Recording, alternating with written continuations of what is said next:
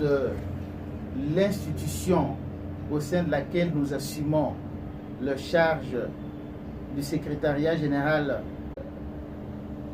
qui s'occupe de la recherche, voilà cette vision-là. Donc vous avez 5 éléments constitutifs de cette vision que nous venons d'épingler.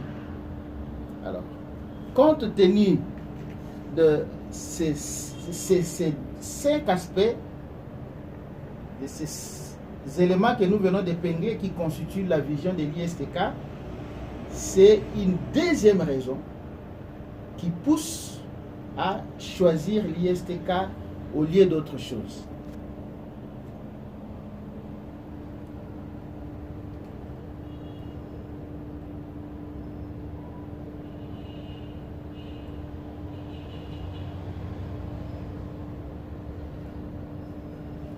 Je vais donner les 2 premières raisons qui doivent pousser tout homme ayant le bon sens à choisir l'ISTK. Nous venons donner la 3e raison. Et la 3e raison, c'est le projet pédagogique et scientifique de l'ISTK. C'est un projet de transmission des compétences qui est axé sur 3 piliers.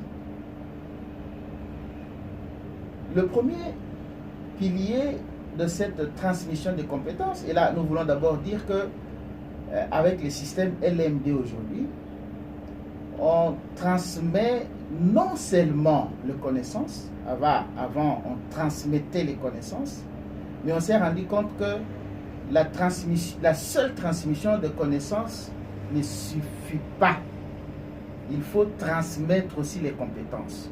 Et quand nous parlons des compétences, nous parlons du savoir-savoir, qui est le savoir théorique.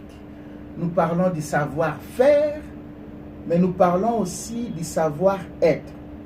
Ce sont ces 3 éléments-là qui constituent ce qu'on peut appeler une compétence. Alors, dans la vision de l'ISTK, la 3e vision consiste justement à la transmission des compétences. Et cette transmission des compétences, comme je viens de le dire, c'est axé sur 3 piliers. Le premier pilier, c'est la technologie. On ne transmet pas n'importe quoi. On transmet des compétences sur la technologie. On voudrait que, comme je l'ai dit un peu plus avant, on voudrait que les potentiels technologiques